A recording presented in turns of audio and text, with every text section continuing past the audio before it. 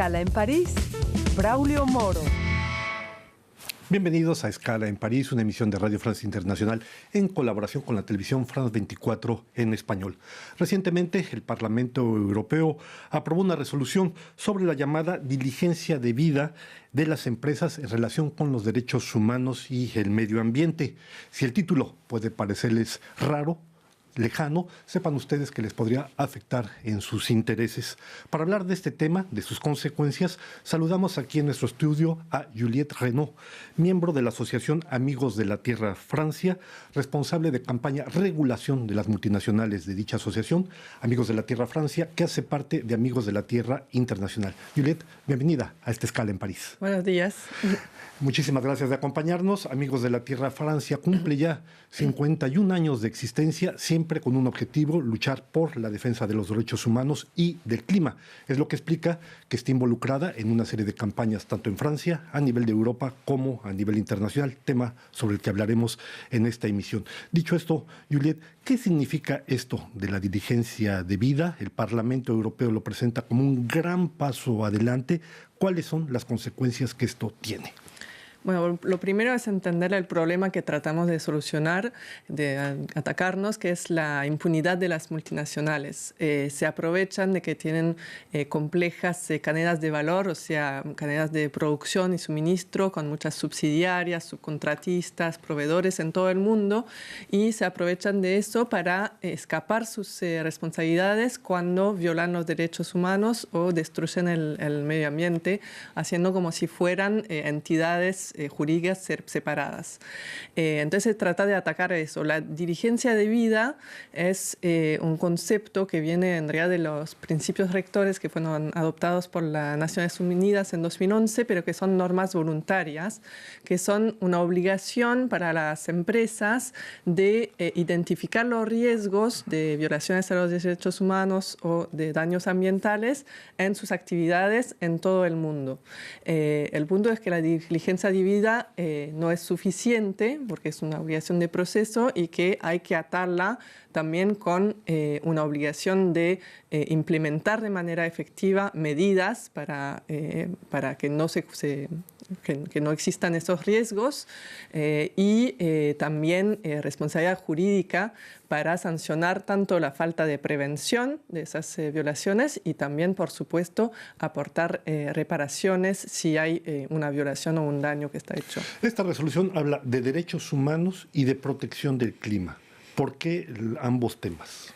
Bueno, ambos temas porque están ligados. En realidad, nosotros como Amigos de la Tierra tenemos una concepción amplia de los derechos humanos que incluye los derechos ambientales y sabemos que, por ejemplo, cuando yo trabajo mucho sobre las industrias extractivas, cuando una empresa minera o una empresa petrolera se instala en un lugar, primero es una ocupación de tierra, están acaparando tierras de las poblaciones locales, muchas veces sin consultarlas y violando sus derechos humanos. Y lo otro es que la contaminación no solo es un daño al ambiente, sino que afecta después la salud de las personas, afecta la producción, contamina los suelos y entonces afecta la alimentación, etc. Entonces está totalmente vinculado.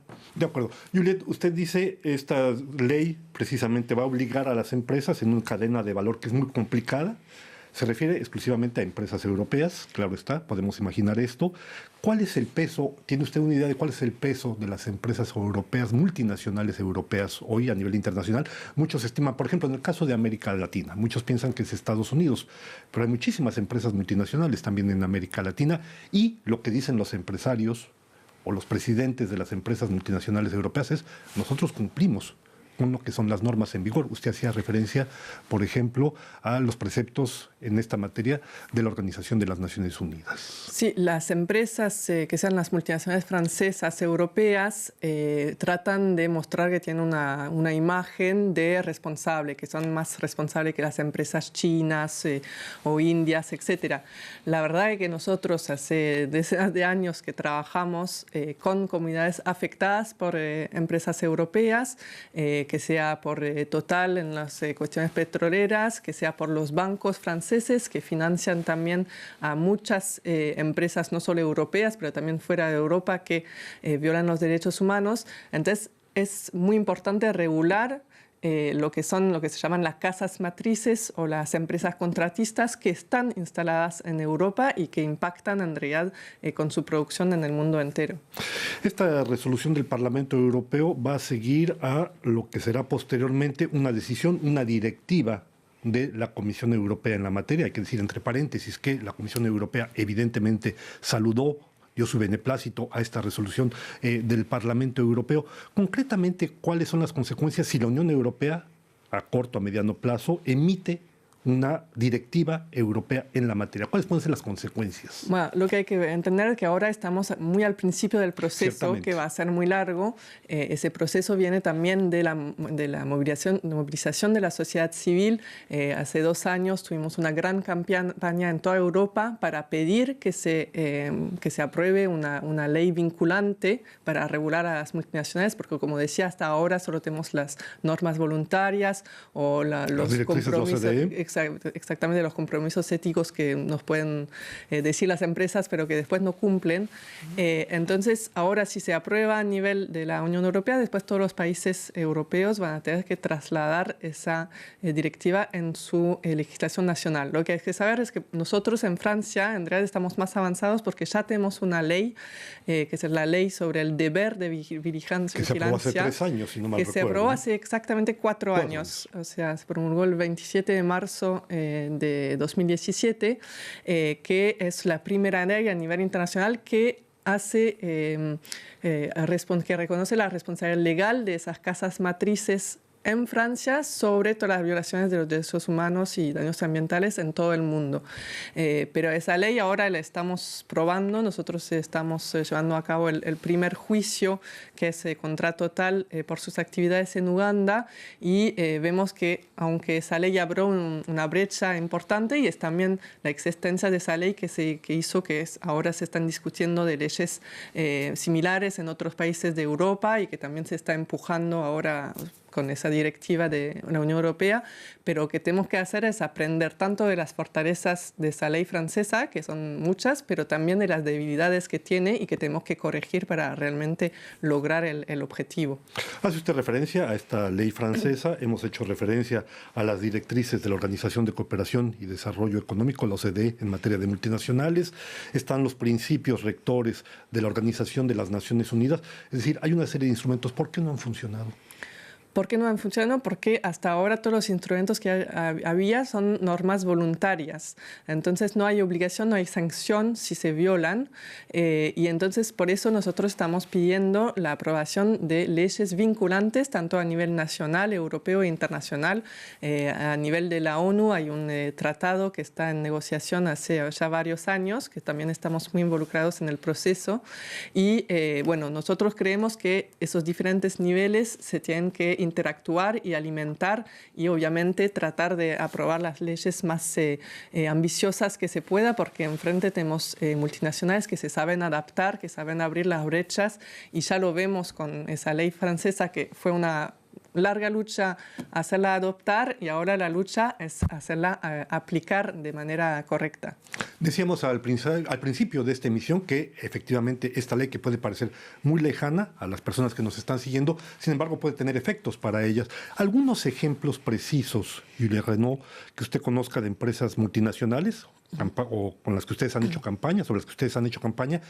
Por ejemplo, si yo vivo en Marruecos o yo vivo en Argentina o en Chile, ¿qué casos nos puede dar usted de ejemplos concretos sobre lo que puede tener consecuencia esta directiva, esta resolución? Bueno, concretamente, como decía, nosotros trabajamos sobre varios casos involucrando a Total, que es la mayor... la petrolera francesa. La más grande. En Uganda están acaparando las tierras de Uganda y Tanzania de más o menos 100.000 personas, y también que tienen el proyecto de hacer pozos petroleros, más de 400 pozos en el seno mismo de una área natural protegida. Pero eso no es un caso aislado. Usted hablaba de Argentina. También estuvimos hace unos años haciendo campaña porque Total tiene proyectos de gas de esquisto, de fracking en Argentina, también afectando áreas protegidas, afectando las tierras de los pobladores, y tenemos tenemos muchos otros casos. Hay otro caso de Suez, también en Chile. Hay, seguramente han escuchado hablar de la catástrofe minera de Brumadinho en Brasil. En Brasil, de Vale, de la empresa Vale. Ahí estamos hablando de una empresa brasileña, pero ¿por quién está financiada? Por bancos europeos. Entonces es muy, muy importante realmente ver todas las empresas que están involucradas y cómplices de esas violaciones. O sea que casos hay bastantes, aunque sean minoritarios con respecto a la totalidad de las empresas multinacionales, se puede decir. Y se puede decir que hay demasiados casos, no sé si una minoría, obviamente no todas las empresas hacen problema, pero lo que vemos es con las multinacionales que concentran mucho poder económico, que también va de la mano con mucho poder político, todo el lobbying, la influencia que tienen sobre los gobiernos para impedir en realidad que se regulen, eso lo vemos en todo el mundo. Hace usted referencia a un tratado que está siendo negociado actualmente en el Consejo de Derechos Humanos de la Organización de las Naciones Unidas. Van 4 o 5 años que esto se negocia. Es precisamente un tratado que sería vinculante, está en construcción. Esta ley, o esta iniciativa, perdón, que acaba de aprobar el Parlamento Europeo, ¿qué tanto puede favorecer, ayudar o contrarrestar lo que es ese esfuerzo que se está construyendo en la ONU? Bueno, es el gran desafío ahora, porque en esas negociaciones en la ONU, la Unión Europea, los países europeos estuvieron tratando de frenar el proceso, de bloquear el proceso de todas las formas posibles. Entonces, ahora podríamos decir, bueno, están ahora metiéndose el tema a nivel europeo, entonces puede favorecer su participación en debates similares, negociaciones similares en la Unión Europea, pero el riesgo puede ser al revés, que digan, bueno, nosotros estamos ocupados con la legislación europea, entonces ahora tenemos que esperar más para las Naciones Unidas. El otro riesgo es que hay mucha presión ahora en Europa para que la directiva que se apruebe sea la menos ambiciosa posible. Hay mucha fuerza de la oposición de conservadora, de las empresas. Entonces el riesgo es que si se aprueba en Europa una directiva que es muy débil, después la Unión Europea va a venir con esa directiva en las Naciones Unidas y tratar que el Tratado de las Naciones Unidas sea también alineado con esas normas débiles de Europa. Bueno, pues ya lo ven ustedes, es un tema bastante complicado, bastante complejo, pero que ofrece alternativas precisamente frente a esta situación. Llegamos ya al final de esta escala en París. No me queda agradecer sino a Juliette Renaud, miembro de Amigos de la Tierra Francia, su presencia en nuestros estudios. Gracias por habernos acompañado. A ustedes les damos una nueva cita aquí la próxima semana en otra escala en París.